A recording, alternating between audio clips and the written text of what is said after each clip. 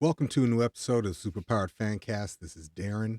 This week on the podcast, I got the opportunity to talk to a personal favorite of mine from the world of comics. Cullen Bunn is the extremely prolific writer of multiple comics that I've enjoyed, including Harrow County from Dark Horse Comics, The Sixth Gun from Oni Press, Magneto, Moon Knight, as well as Uncanny X-Men and Deadpool Kills the Marvel Universe for Marvel. Now, Bunn's Boom Studio series, The Empty Man, was actually made into a feature film by Fox. And Cullen Bunn is one of my favorite horror comic writers, with series like Bone Parish and Jump Scare, which I counted as one of my favorite comics of last year. Bunn is also the writer of the novel Bones of Our Stars, Blood of Our World, which tells the story of a series of murders on a small island that are connected to a supernatural horror. Cullen Bunn and I talk about his comic book journey, his process for writing comics, as well as his journeys into the TTRPG space, as well as what stories inspire him and what some of his comic recommendations are. It's a great interview, and I am extremely proud of it, and I hope you check it out and let me know what you think. So without further ado, here's Cullen Bunn. Cullen Bunn, thank you so much for being on the Fancast. I am a huge fan, and I'm excited to have you on. Well, So definitely thank you for being here. no, thank you for having me. Well, one of the first things I always ask, especially writers and comic book writers, and I love talking to comic book writers, is kind of pretty much most of what I do. But I always want to know what was your comic book journey? Well, was there a book or a series you picked up as a kid that kind of that inspired you or kind of made you think, hey, I could do this? Or was this something that you kind of got into later in life? What was that journey for you? Yeah, I always loved comics. I have very vivid memories of being in a certain house, and this was a house I lived in before kindergarten, and reading X-Men comics. And these were, the blue and gold the Yeah. original, the original five X-Men comics. Laying on the floor reading those. And my dad would go to garage, well, my entire family would go to garage sales, and we'd buy boxes of, stacks and stacks of comics, just random issues from yard sales and flea markets. So I was always reading comics, and I always loved them. Uh, there was a comic, Micronauts, which was the book Marvel. When Marvel was putting it out, I bought an issue off the newsstand. It was number 7. Had Man Thing on the cover, so and a big old rattle or a big snake coming up out of the swamp, which was all you needed for me at that point to, little space people fighting snakes and Man Thing. Sure, why not? But I read that comic in the back room of his office after I picked it up, and I must have read it. I mean, I read it over and over and over again, and even at that young age, I picked up on that he was building a world, that Bill Mantlo was building something bigger. It was so much bigger than I had ever seen in comics before. And that world building kind of stuck with me. And it kind of just followed me through as I continued reading comics and got into writing, wanting to be an artist, uh wanting to draw my own comics, and then self-publishing a bunch of really bad comics and selling them at conventions when I was in middle school. Comics have always just been a big part of my life. And then when I went to college for a creative writing degree. And at that point, I didn't know how to submit to comics. I was sending proposals out and ideas, and they were getting nowhere. So I was focusing really heavily on short story, on prose. Uh, after I got my degree, I got a job at a comic book store, which is what you do with a creative writing degree, I guess. Um, but that was good because at that comic shop I met Brian Hurt, who was an aspiring artist, and we became really good friends and did our first book. The book we did together was my first professional, comic book work, and and I've worked with him ever since. We've done books together. All right, so okay, in getting into that, just the collaborative element of comics. Was it something where when you all were creating together, you were like, "Hey, let's pitch this," or was it like, as far as the industry goes, was it uh, relationships that you made along the way, or conversations that you had with other people? Like, what kind of got you to say, "Hey, you know what? We've created this thing, and we want you to publish it." Like, where did Well, it took a long time for me because I didn't have those relationships with publishers. I didn't know other creators. I wasn't really going to big comic book conventions where editors and publishers and creators were going to be found. Um, and maybe if I'd have been doing that earlier on, it might have been different, but I wasn't. Mhm. Um, Brian Hurt's journey into comics was really interesting too, in that he started going to conventions and pitching his stuff. I'll probably get this story wrong, but he got in touch with he did sample pages for a comic for Oni Press right? off a script he had been given. And when he showed those to Oni Press, they were like, "This is crazy. The artist on this book just backed out of the project. So we need a new artist on this book. You've already done pages for this book. We're going to hire you to do it." And that's basically how he got in at Oni Press. So Brian knew the folks at Oni Press. He was working with them, and we were talking about things. We said, well, let's pitch them some books. At least there's a good chance they'll at least look at them rather than just throw them right Right. down the drain. And we pitched one thing that they didn't like. And then we pitched a book called The Damned was the next thing we pitched, and they immediately snapped it up. And then I've done books with Oni I mean, many books with Oni over the years since. Yeah. Oh, one of the first books that that caught my attention that had your name on it was The Empty Man.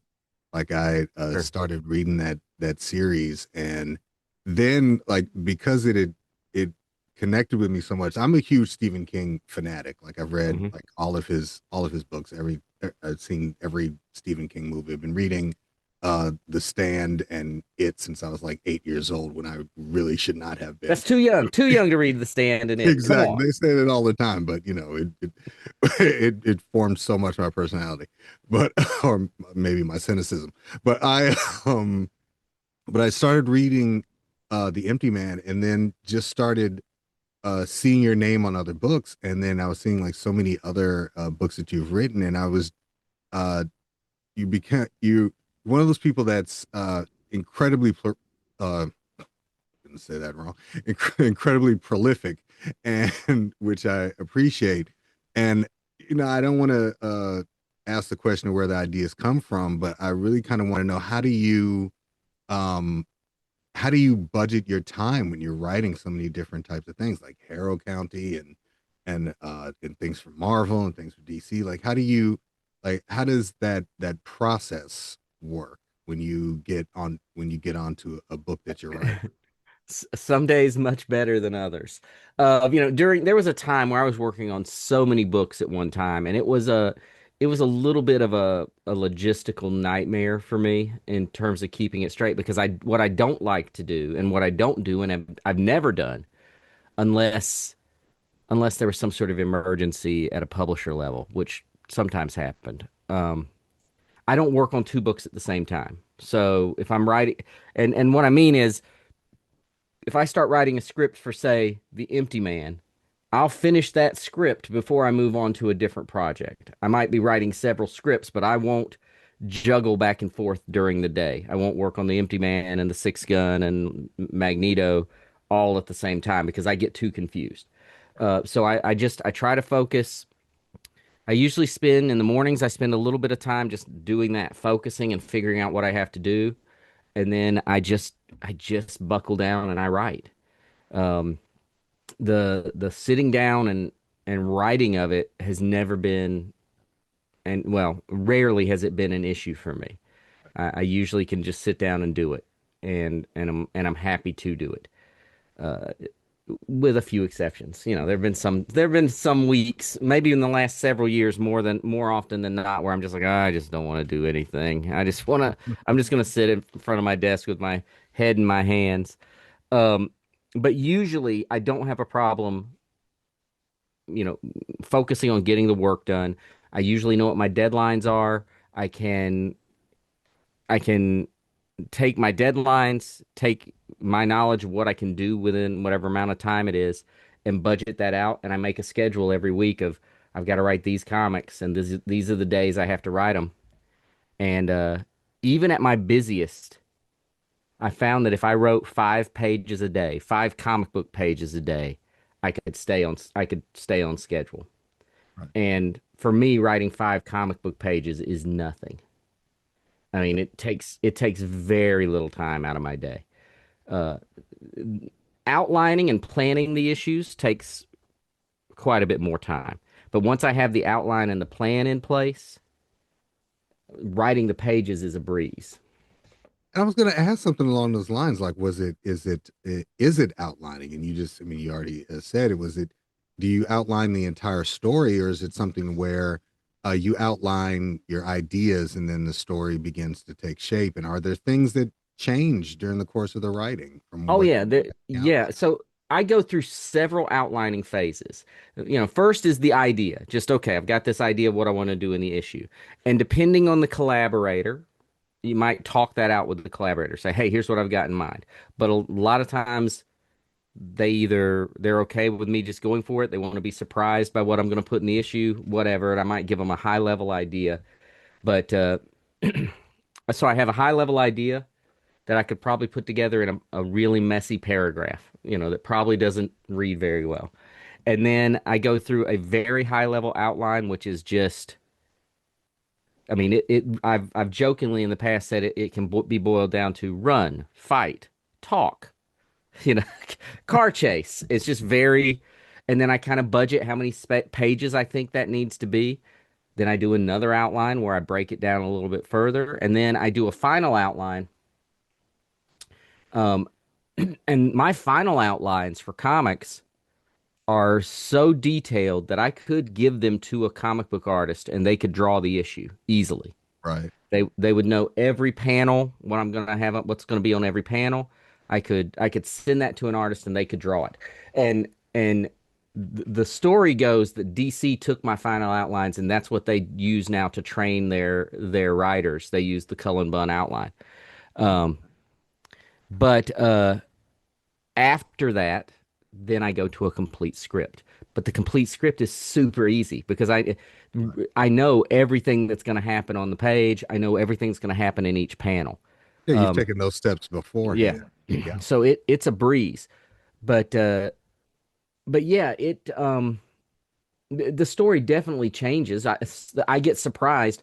I get surprised by characters or events. I think of things that would work better on the page than I had originally planned. So there's potential for change at all of those stages, including the script. Things might change as I'm writing. Even with that outline, I might discover something as I'm writing. That's a little more rare, but I might discover something as I'm writing, like, oh wait, this would work much better if I shifted it around a little bit, or change the scene, or change different things. But I always, even though all those outlines, all those stages, I always do a complete panel by panel script that for every project. Okay. And along those same lines, again, just going back to just how prolific you are in different spaces, like you're beyond the things that you're writing, you're also doing like your Substack, your blog, which I read every year. I just read the new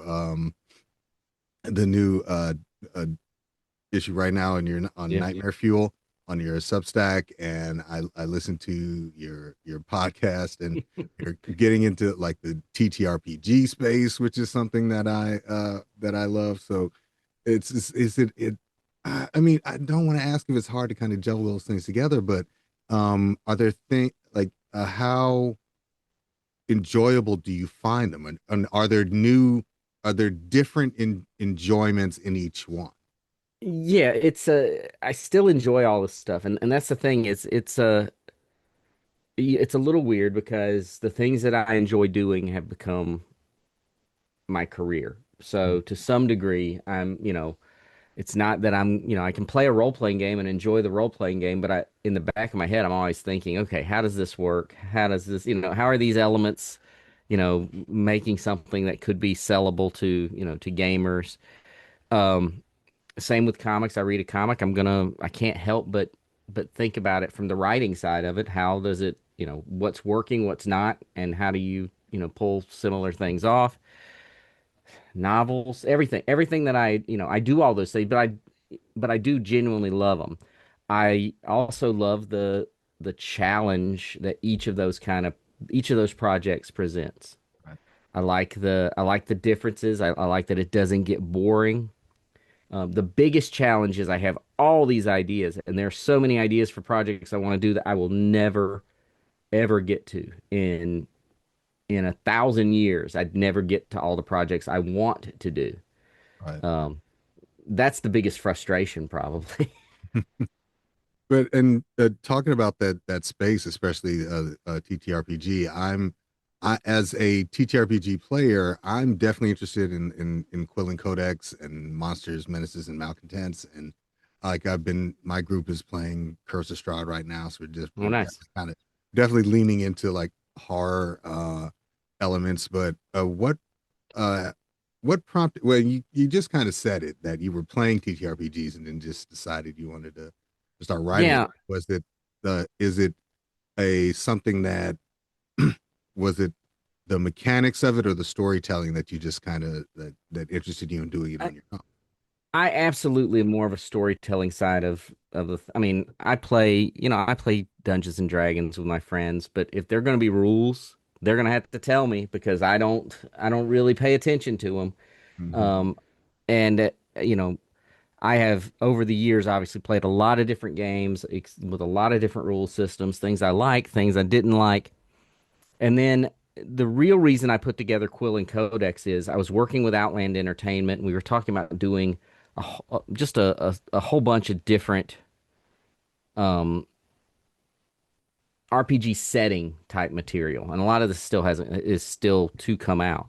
And we were talking, well, do we do it as fifth edition Dungeons and Dragons? Do we do it as some other system? And I said, well, why don't we just create a very simple system, something that anyone could play, or is very easy for anyone to port over to whatever game they are playing, Right. and wrap all these settings around that system. And why don't we give that system, Quill and Codex, away to everyone who wants it can download it for free right now at the Outland Entertainment website. You can download the core rules. And then we have some expansion stuff that we were tinkering around with. But the real reason we did it is one, I wanted to see what it would be like to build a role playing system. I love the idea of these sort of grassroots, very simple games and that are very playable. Right. So I wanted to try my hand at that, but then also to have something to wrap other settings and material around. Um, I buy a lot of RPG stuff, and it's mainly for the ideas, it's Mhm. for the content, the lore and the ideas and the rules. Who cares? I can plug this into just about anything with very very minimal effort, which is what I need when I'm running a role playing game right now. I need as easy as it can be. Right. So that was what we were trying to do with Quill and Codex. Well, I kind of got that impression a lot when I was reading Arkham Horror. Like I was a huge fan of that because I was like it reminded me, of playing like Call of Cthulhu and things like that, all the Lovecraftian stuff. But again, kind of going into the things that you're working on, like as you're working on these things, I would think, and I'm probably wrong because I'm not doing it myself, but I would think that uh between the comics and the other things, like sitting down and writing a novel would probably be a more daunting or difficult task. So I just kind of want to know like the the thought process and almost kind of the inspiration and impetus between but behind like Bones of Our Stars, Blood of Our World. Like, where did that was an idea that started might maybe started as a comic and you were just like, this is way too big to tell that kind of story, or was this like, this is something I just want to write as a story in and of itself? So it wasn't a comic to begin with. It was a situation what you just described. Is I My agent had been pushing me to tackle a novel. I had been wanting to forever, but I just, you get caught up in working on comics. I'm caught up in working on comic after comic after comic, and there was very little breathing room. So the novel was going to be a tough for me to actually dive into. But my agent wanted me to. I was starting to get into a situation where I had the time to write it, and yeah, I sat down and said, okay, what do I want to write as my novel? And it was never Bones of Our Stars, Blood of Our World was never considered as a comic. The closest I got to that, there was a moment in the pitching where I was like, you know what? If no publisher wants to do this as a novel, I'll sell it as a comic. But that was not it was definitely it was a it was just the kind of story I wanted to tell for my first, full length adult novel. And it was inspired by a lot of stuff from where I grew up and what I was doing when I was growing up, but then also just the kinds of stories and characters uh, that I love reading about. And the biggest challenge with it was, I think when I pitched it and the publisher accepted it, it was like, okay, it's going to be an 80,000 word novel. I think it clocked in at 120,000 because I kept expanding characters. I kept, following new threads. I kept, building on the setting. And in a novel, in a comic, you can't do that. I mean, you're much more limited, and it's all about economy when you're in a comic book. So I was really just kind of, I kept, it kept getting bigger. Every time I would do a rewrite, it would get bigger and bigger. And at some point, I had to just finally say, okay, this is it. This is the novel. Um, But I'm glad I did because I think the longer version of it, it's better. You get to spend more time with these characters. The setting of Wilson Island, which where the story takes place, becomes more realistic because I spend more time with it, and I think readers spending more time with these characters and getting in their heads a little more can grow to like them or at least feel empathy for them, which is perfect for me based on what I'm about to do to all those characters over the course of that novel. So. But I mean, the outlining process is definitely got to be different for that too, right? For It is, but what's interesting is it's so much looser.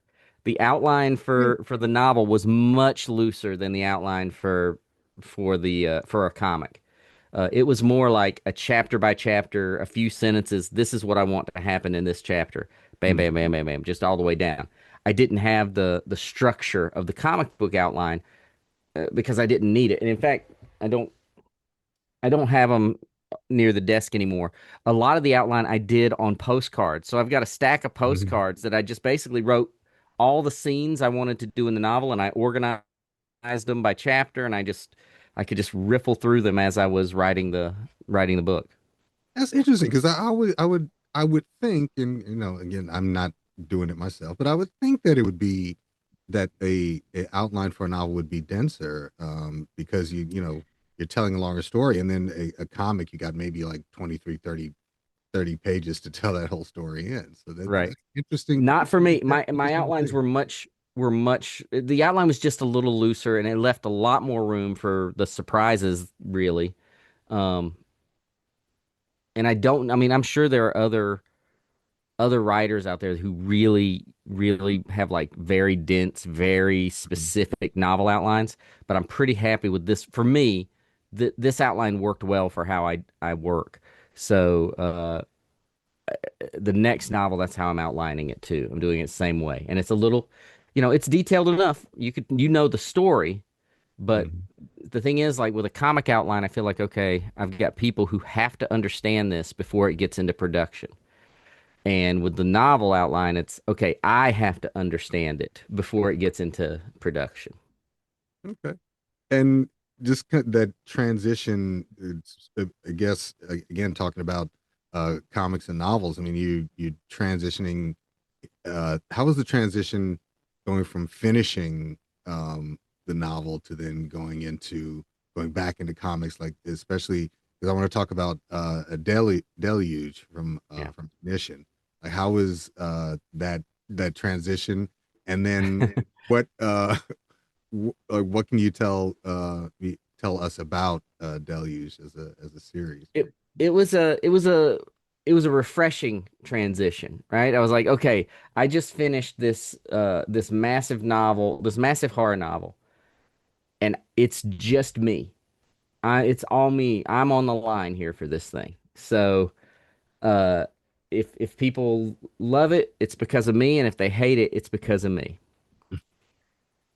Then I start going into working on Deluge, and I'm like, oh, Marika Crest is on the team. She sometimes she's gonna carry the, more of the project than I am. Maybe the story. I have a partner, and it was nice to have someone who was working with me on the book.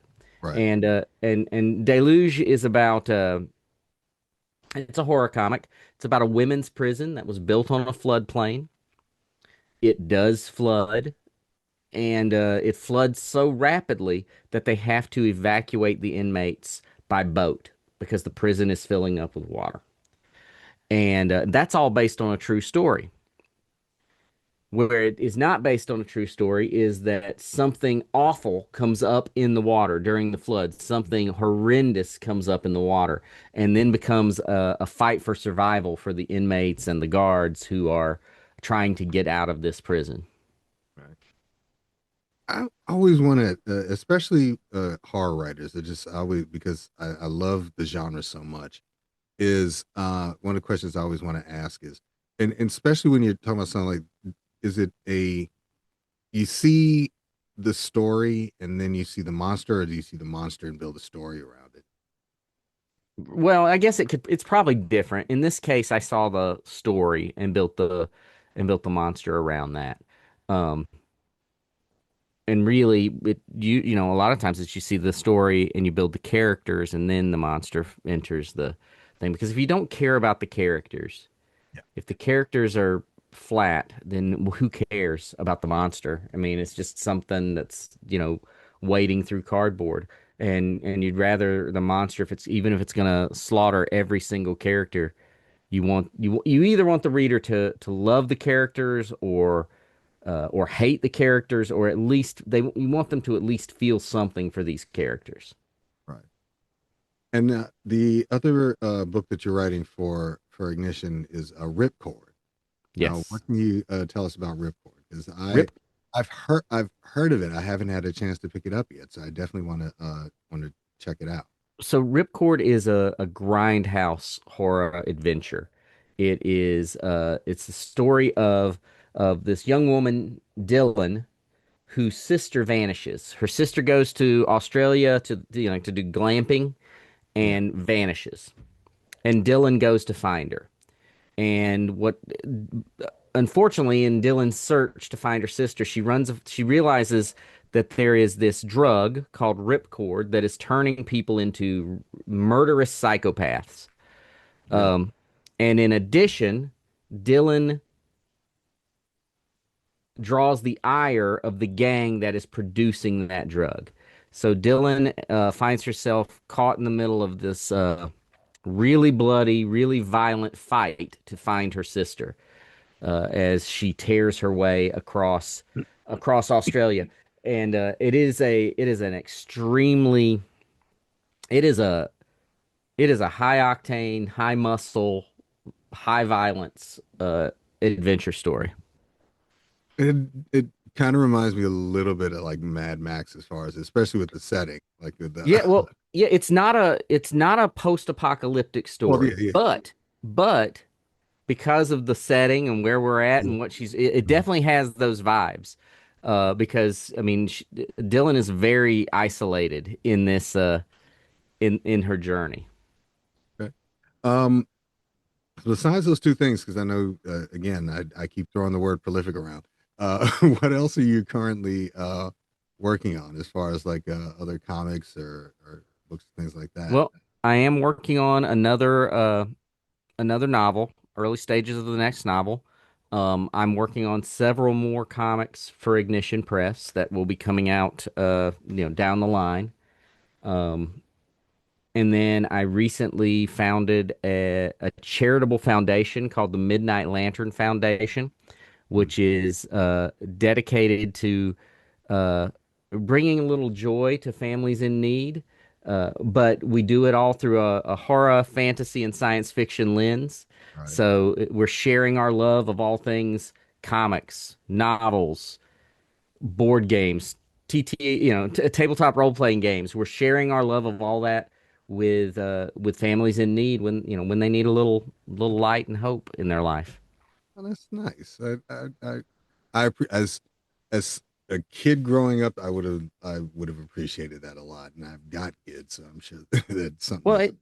yeah, and it's nice because a lot of these things, these are things, over the years, obviously, it's a little, I mean, you and I probably both lived in the era where tabletop role-playing games were not seen as commercial and as popular as they are today, right? And we're probably both of us a little jealous that kids today are just like, Well, I yeah, I haven't mean, done, well, here's that's my the thing. Like Dungeons and Dragons watch.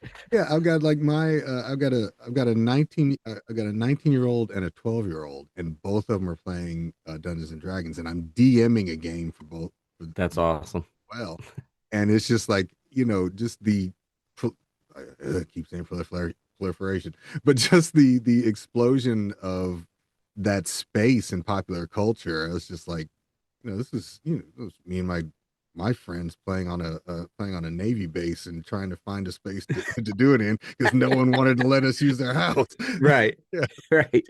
Um, yeah, the need to find a space where people will let you play Dungeons and Dragons is real or was real.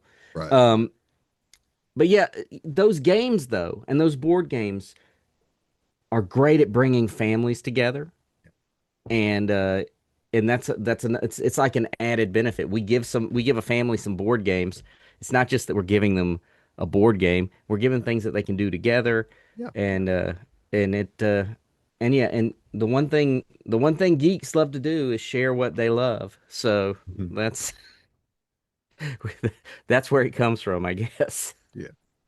You've written a lot of comics for a lot of different publishers, a lot of different IPs, especially like with DC and Marvel, and I've read some of your Godzilla stuff and Mhm. things like that. But um, without telling me the pitch, is there a character like that you have not had a chance to write for that you have a pitch for? And again, without telling me the pitch, like why Yeah. is that character? What is it about that character that you would like that attracts you to kind of wanting to write for? There's so many. I mean, really, we could talk for Mm, a long time about pitches that I have that have never been, never got across the threshold, right? right, There was and in a lot of cases it's B characters, and I would tell you, and you'd either go who, or or you'd say, well, there's a reason Marvel and DC don't want to publish that character because they're not going to sell a book. right, Um, I really have an affinity for a lot of those B characters, though, or characters who never sold books. But on the characters people would know, like Man Thing and Swamp Thing from Marvel and DC respectively, I've had pitches for both of those characters, multiple pitches for both those characters. One of them for DC's Swamp Thing got really close, almost happened. Um, uh, Hellblazer, John Constantine is a character I'd right. love to write. Frankly, I'm probably not the guy to write Hellblazer. I think that it needs someone Brit, it needs a British touch. yeah. But if they ever want some hick from Missouri to write Hellblazer, here I am. I have pitched plenty of Hellblazer stories. Mhm. Um, And then it's characters like Dr. Druid from Marvel. I'd love to Yeah. write a Dr. Druid series. And the thing that all these characters have something in common is there's a darker characters for Marvel and DC. They explore that that horror edge a little bit, and uh, and I don't necessarily know that I feel that the horror elements in DC, yeah, they've done a pretty good job on a lot of it, but definitely Marvel hasn't explored the horror elements in a way I think it should be explored. I think some of Yeah. these characters could could be really cool and really scary. And they've done more of it, with the Infernal Hulk stuff and things like that. Those books definitely explore that kind of vibe. It'd be nice if they explored it a little more. Yeah. Hulk is another one. I was real close to get it to writing Hulk for a while. There was a pitch in Mhm. that we thought was going to happen, and then it didn't. Ghost Rider, I had a pitch in that we thought was Yeah. going to happen, and then found out that weirdly someone else was already working on the title at Marvel. You think they would have known, but they didn't. Yeah. So, it's there's things like that that have gotten close and just never crossed the finish line. Yeah, I think Marvel needs to at some point realize there can be horror besides zombies, besides Marvel zombies. You can kind of move a little bit Yeah, past that there was boundary. I'll tell you, one of the big ones that it devastated me when it didn't happen. This was early on at my career at Marvel. Um, I was asked to put together a pitch for a Marvel Zombies, right? But Mhm. it was not the Marvel Zombies that we'd ever seen. It was going to be a very serious take Right. on a zombie apocalypse and what that would look like in the Marvel universe. And it was going to be an ongoing series. And it was that pitch, I mean, it was an awesome story. It was going to be really cool. And at the end of the day, we had a lot of trouble getting it across the not editorial, but across from the higher ups because they weren't sure they wanted me to be that mean to the Marvel Universe characters. And and elements of that story have appeared in other things I've written. I did Night of the Mhm. Living Deadpool, and I pulled some things into that from that, and I did some other books that had little bits and pieces from that I just harvested out of that pitch. But Right. it would have been an awesome book. And would have it was it, yes, it was a zombie story, but it was going to be much cooler than Marvel zombies. Yeah. Um, and at one point, it was going to change to like a techno virus, like a Deathlock type virus or something. Mm. But we just couldn't get everything we tried to get it past the higher ups. It never crossed that finish line. I don't know. It's like how many? I mean, as much as I enjoy them, like there are a lot of like Deadpool kills the Marvel Universe stories out there. I think you can lean a little bit more into horror. Yeah, yeah. I mean, it's yeah. I would have liked to have done some more of that kind of stuff. The horror elements for sure. And all those, I'm just a big fan of all those, Werewolf by Night Yeah, and Elsa Bloodstone, Daredevil. Morbius, the Yeah, Bloodstones, all those yeah. characters. Yeah. Hmm. All right. Well, just to kind of wrap up, Cullen Bunn, if you wanted people to follow you on social media, where can they find you? And again, I say if you want them to. Of course, I want people to follow me. I think the best place to find me is to go to my website, cullenbunn.com. From there, you can get to everything. I'm not super active on like social media anymore. I have a Blue Sky that you can follow me on. I'm on Facebook. You can follow me on.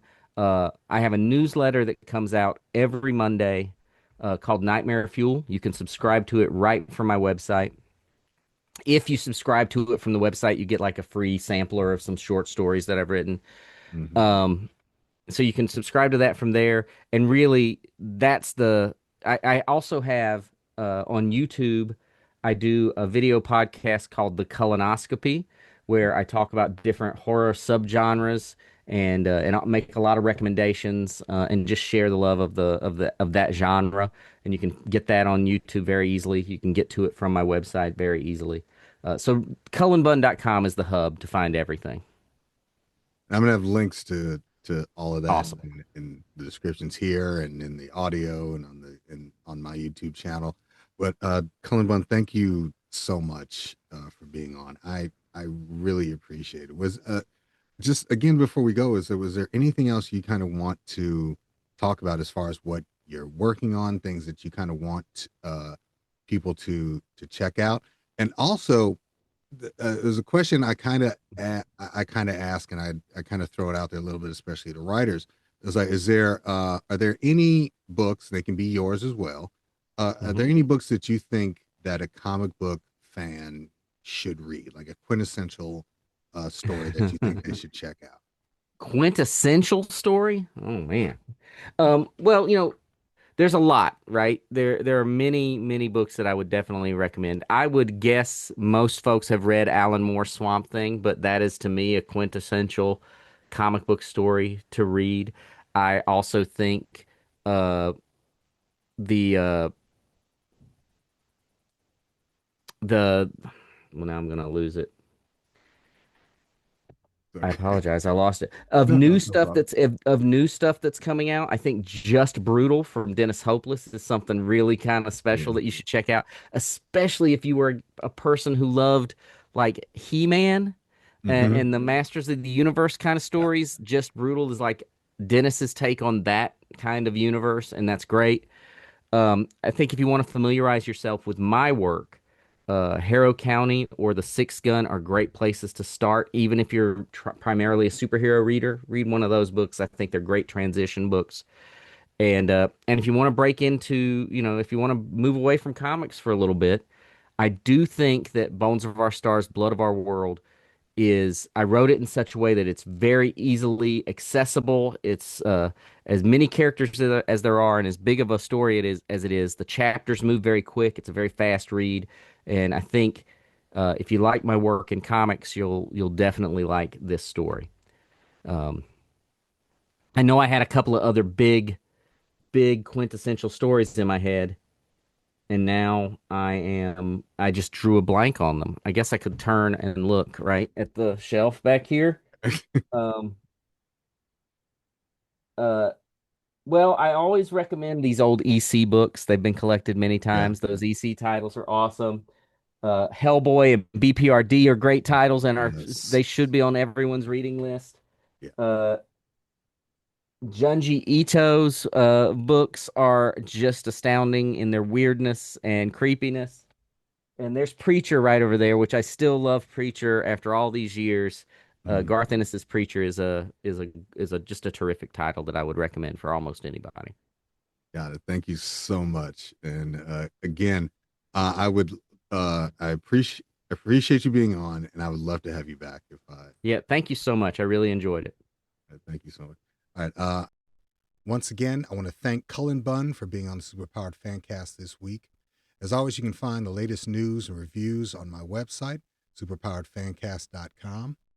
And you can also find Cullen Bunn's novel, Bones of Our Stars, Blood of Our World. It's currently available. And you can find out more about Cullen and what he's working on at his website, cullenbunn.com. So for Superpower Fancast this week, this is Darren signing off.